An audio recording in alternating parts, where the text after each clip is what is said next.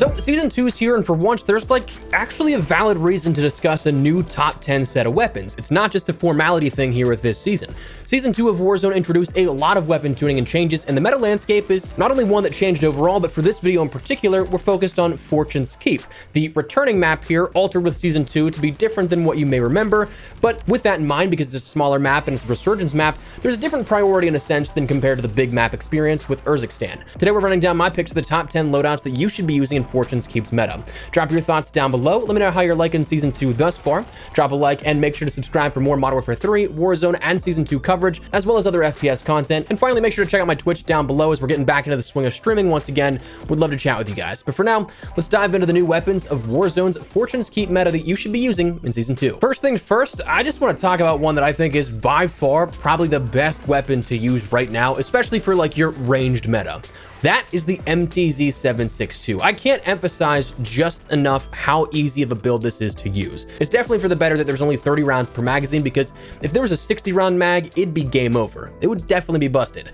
Now, the 762 is impressive for the reason that it's powerful. Usually you're landing a 46 to 50 damage per round with each shot, 54 with headshots mixed in. So on average, let's say it's like mix one headshot in there at about 5 to 6 shots to kill.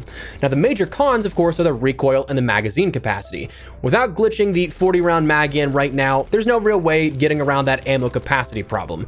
But the recoil, you can effectively remove it. So this build is meant for recoil mitigation, and it's just a laser shooter at this. So for this, I'd recommend the Precision Barrel, the Casus Brake L muzzle for horizontal recoil. You don't need any of that extra shake, the Bruin Heavy Support Grip, the Close Quarters Assault Stock, and the 30 round magazine. Now, because of this, I'm not really a huge fan of the iron sights for a lot of weapons. I usually like to run an optic on quite a decent number of weapons, but because this is something that is so precise and has such little recoil when kitted properly, and you just slightly pull down on that right thumbstick, you can easily get away with the iron sights on this. It's truly just a weapon that it fries. So try that one out first and foremost.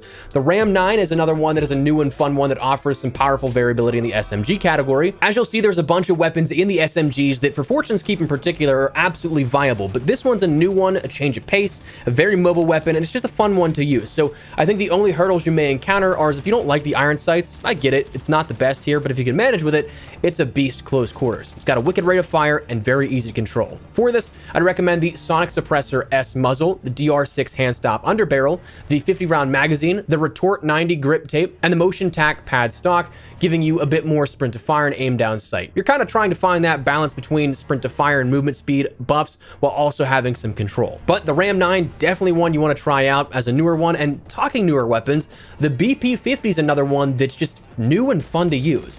Initially, I kind of thought that I didn't really like it, but when you start to get a feel for where the weapon belongs and where it excels, then it will feel more natural and it'll feel like a build that you can absolutely do well with. So for me, I think the overall thing that I'd say for this is it's probably going to be a great sniper support weapon, maybe the sniper support weapon. And I say that because things like LMGs, battle rifles, and even some rifles will challenge gunfights at longer range way better than the BP-50 will. I'd say the BP-50 is a mid-range weapon at max, but it can also excel in those close quarters engagements because of the fire rate. So in theory, you have close and mid-range covered with this, and all you need is a long-range weapon, which is where a sniper could come in handy. Mix that in and you got everything covered in regards to engagements you could possibly take. And with a fast fire rate and an easy to control recoil, it's just a solid choice here for this. So for this build, I'd recommend the Lure 9 heavy barrel, the Casus Brake muzzle, the Bruin heavy support grip, the 45 round magazine, and the slate reflector. Now, if you're fine without an optic, the irons aren't the worst, but also they're not the best. So you can kit it out for however you want. You want some more control, you can add a stock on. If you want a little bit more snappy nature to it, you can add a laser or a rear grip, but it really comes down to preference at that point. But I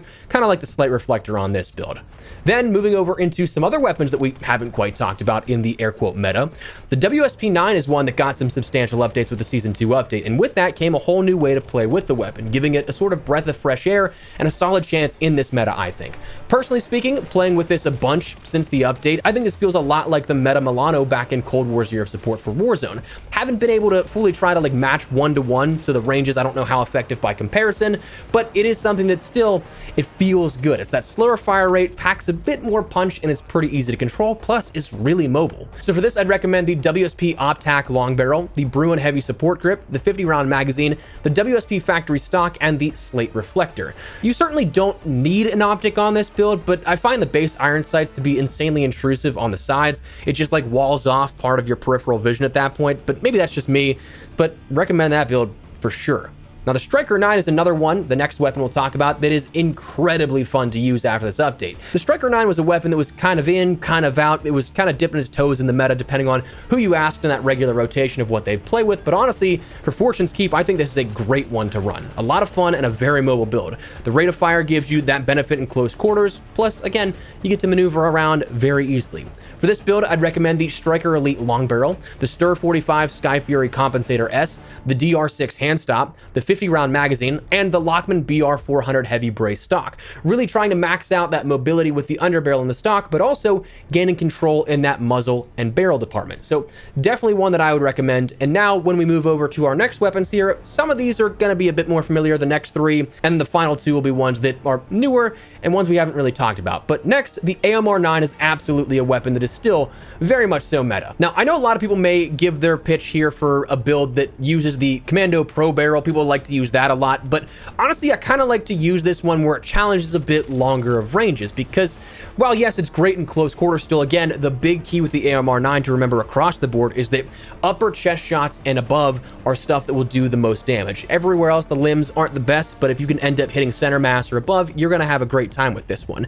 But for this, I like to run the AMR9 Enforcer Long Barrel, the Stir 45 Sky Fury Compensator, the 50-round magazine, and then I run the Pipeline Pro LTS for a bit more of that movement and sprint speed, plus the slate reflector. Honestly, I hate the iron sights on the AMR, so always going to run a slate reflector like a NIDAR red dot optic here for that. So that is a build that I'd recommend. Still a lot of fun with that one as well. And then the SVA, coming back to some mid-range combat. The SVA is still very good. Honestly, I'd say in the rifle category, minus the BP-50, but again, using that more so as a sniper support weapon. If you want something that is in the rifle category that is challenging those medium ranges and longer ranges, I think the SVA is probably one of the ones that is the easiest bet to use and maybe one of the only ones. The next weapon we'll talk about is another one that can fit that bill still. But the SVA 545, I'd recommend on this one, the STV Precision Barrel, the VT7 Suppressor, the Bruin Heavy Support Grip, the 60-round mag, and then for Fortune's Keep at least, the NIDAR Model 2023 or that Slate Reflector. You don't need any sort of 4x optic because a lot of the stuff, it's not going to be at super long range per se. The Ram 7 is still a weapon that I would say is in this meta here and one that is probably where we are in this list. It's probably not your best choice, but also not the worst. It can absolutely get the job done still. There are just other weapons that may outclass it. But again, in terms of rifles for that medium and long range play, the Ram 7 is still pretty good. For this, I'd recommend the Cronin Headwind Long Barrel, Bruin Heavy Support Grip, the 60-round magazine, that HVS 3.4 pad stock, and then the Slate Reflector. You're trying to get a little bit more in that bullet velocity and then also the recoil control, so that's where this sort of specializes. Finally, the last two weapons, the last one we'll talk about in regards to like an LMG rifle or like medium to long range meta in regular gunplay is the TAC Evolvere. Now, the Evolvere was an interesting one here at this update because it got a few adjustments that I do think make it worthwhile to use. Before this build, you want to try and find this balance between control, but also handling because it's an LMG, so it's going to be a bulkier weapon. It's going to be something that has a naturally slower ADS time. Before this build, I'd recommend the LRF Righteous Long Barrel, the ZLR Talon 5 Muzzle, the Kimura Rin 03 Vertical Grip, the XF23 Stilt Stock, and the SL Razor Hawk Laser, trying to again find that balance between control but also handling, making it not a super slow weapon. But with that, you're going to have a great time, I think, with that build. The iron sights, not bad at all, so you can get away with those. And then the final weapon we'll talk about is one that is probably the talk of the town in regards to one aspect of the game, sniping. For those sniper fans out there, the XRK Stalker is your new best friend in regards to that one-shot sniper potential. It doesn't have the perpetual one-shot range like the Cat can, but the XRK Stalker, it's just fun because it's a one-shot snappy sniper rifle, outwards of base 50 meters, but you can extend it with this build outwards of 75 meters. So if you're playing like Urzikstan, you might not necessarily be able to one-shot headshot everybody if you're taking those super long engagements, but at least for Fortune's Keep, you're going to have a lot of engagements that aren't really that 75 to 100 meter mark where you're going to end up needing to break somebody and then do another shot.